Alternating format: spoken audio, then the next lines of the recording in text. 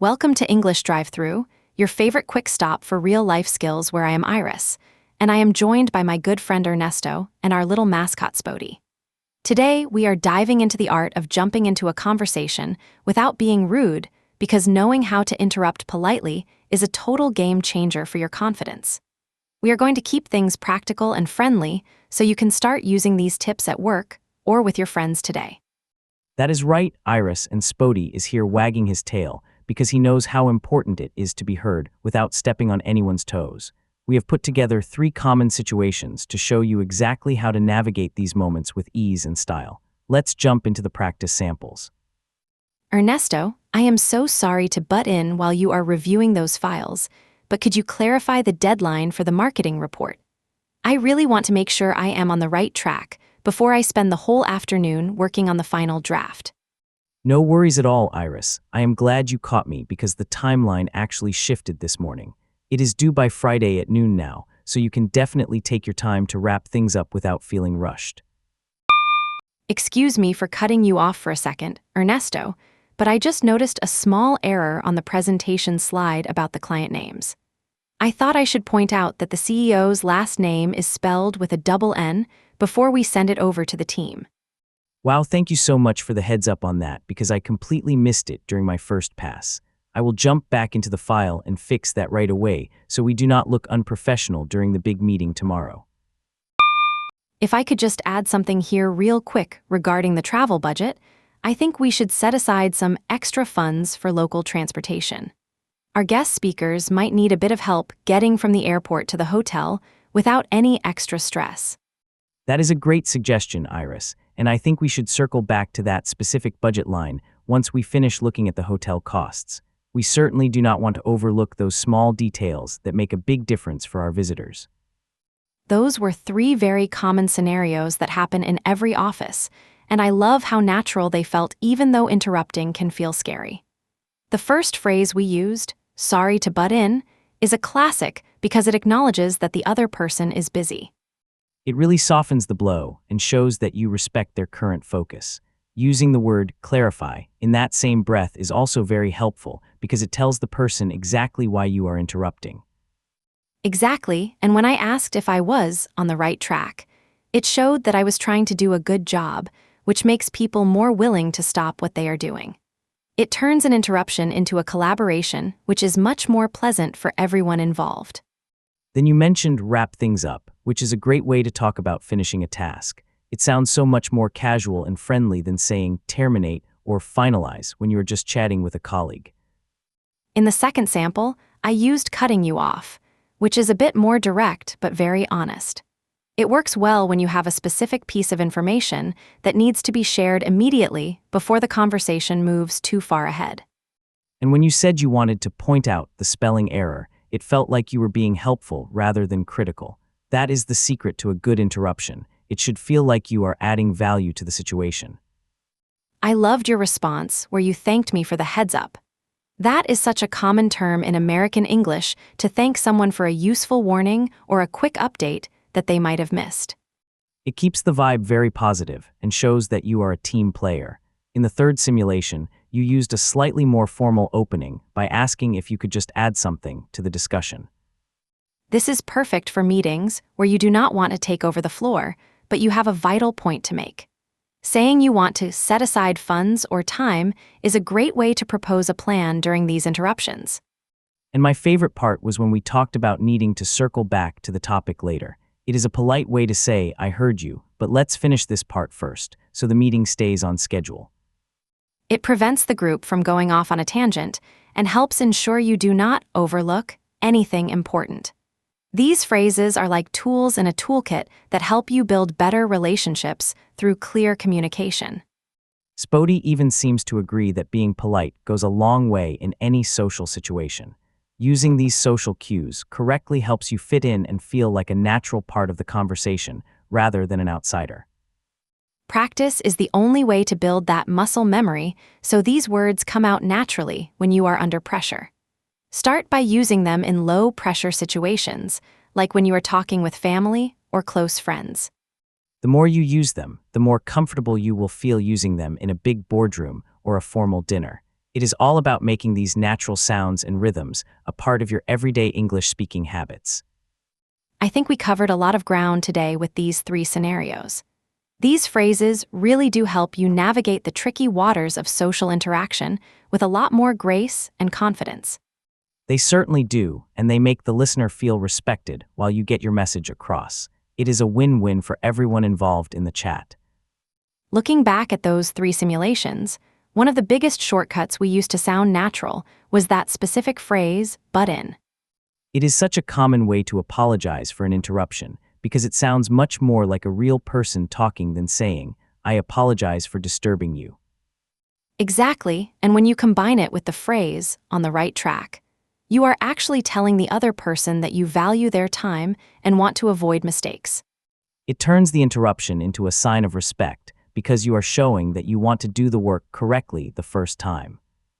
Now, let's take these phrases into the real world, starting with wrap things up, which is incredibly versatile for ending any activity.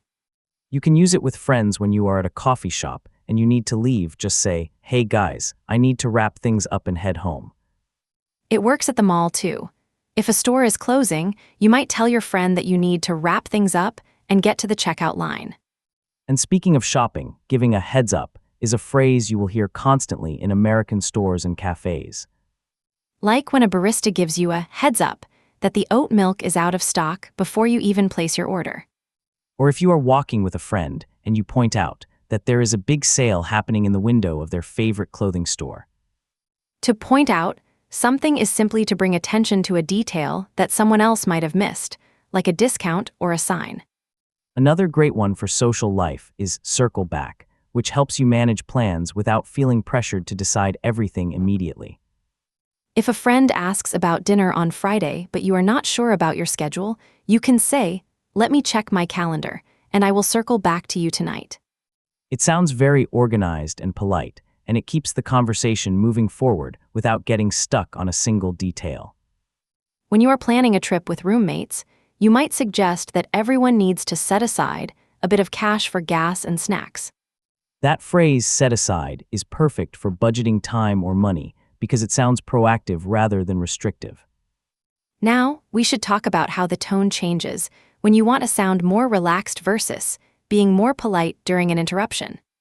For example, instead of "excuse me for cutting you off," which is very polite, you could just say "wait, one sec" if you are with close friends. The phrase cutting off is honest, but in a casual setting, you can be much shorter with your words to keep the energy high. If you are in a meeting and you do not want to sound too stiff, you can say, "Can I jump in here?"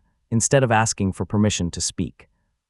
It suggests a high level of engagement and shows that you are following the conversation closely enough to contribute. We also use the word overlook, which is a very useful way to describe a mistake without sounding like you are blaming someone. Saying, "I think we might have overlooked the parking fees," sounds much softer than saying, "You forgot to include the parking costs." It shifts the focus to the information itself rather than the person who made the error, which keeps the mood positive. When you want to make sure everyone is on the same page, interrupting to ask a question is actually seen as a very helpful move. Being on the same page means everyone understands the situation in the same way, which is the ultimate goal of any good conversation. If you feel like the conversation is moving too fast, you can use a quick, "Sorry, I just want to make sure I am following," to slow things down. That is a very safe way to interrupt because it shows you are trying your best to listen and participate correctly. And remember that using just before your request, like, "I just wanted to point out," acts as a verbal cushion to make you sound less aggressive. It is a tiny word that makes a huge difference in how your interruption is received by the people around you. Before we finish, let's see how quickly you can react to some tricky situations using everything we discussed. This is our rapid-fire challenge where I give you a scenario, and you give me the most natural, professional response on the fly. I am ready. These quick simulations are the best way to move from just knowing the words to actually using them when the pressure is on. Give me the first one.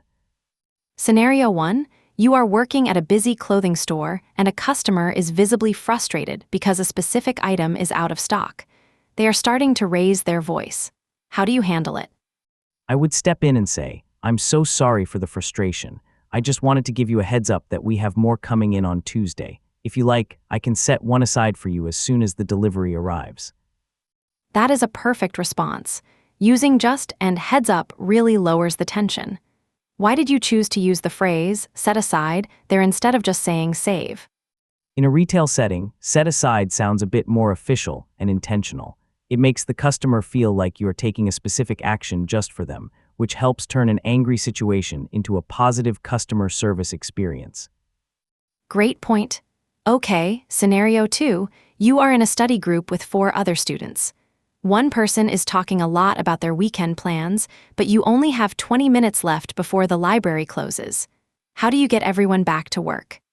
That is a classic social dilemma. I would wait for a tiny pause and say, "That sounds like an amazing trip, but since the library is closing soon, I think we should wrap things up on this presentation so we are all on the same page for tomorrow."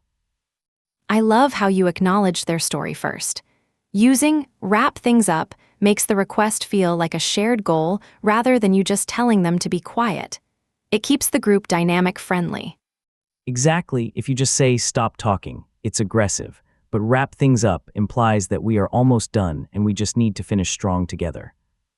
Let's try one more. Scenario 3, you are planning a weekend hiking trip with friends. You realize that no one has mentioned how you are going to pay for the gas and the park entrance fees. It is an awkward topic, but it needs to be settled. Money can be tricky, so I would use the overlooked strategy. I'd say, "Hey everyone, I think we might have overlooked the transportation costs for this weekend. Could we circle back to the budget for a second so we can decide how to split the gas?" The word overlooked is the real hero there. It implies that the mistake was accidental and shared by the whole group, so no one feels blamed for forgetting the money details. And by saying circle back, I am suggesting that we already have a plan and we are just adding a final detail to it. It keeps the energy of the trip planning focused and organized. You really handled those well. It shows that these phrases aren't just for business.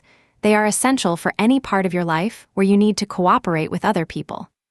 That is the beauty of American English. A lot of the phrases we use in the office are actually just very polite ways to handle everyday social friction. Now, it is time for our drive-through recap. We want to give you the 3 most important takeaways from today's episode so you can start using them immediately. Tip number 1, always use just as your secret weapon. Adding it before a request like, "I just wanted to check," acts as a verbal cushion that makes you sound much more approachable and less demanding. Tip number 2, use circle back to manage your time and boundaries. It is the perfect way to pause a difficult conversation or a complex decision without sounding dismissive or rude to the other person. And tip number 3, if you need to point out a mistake, use the word overlooked. It focuses the conversation on the information that is missing rather than the person who made the error, which keeps your relationships healthy. That is all for today's episode of English Drive-Thru. We hope these phrases help you navigate your next conversation with confidence and ease. If you found these tips helpful, make sure to subscribe and hit the bell for more practical English lessons. We will see you in the next one.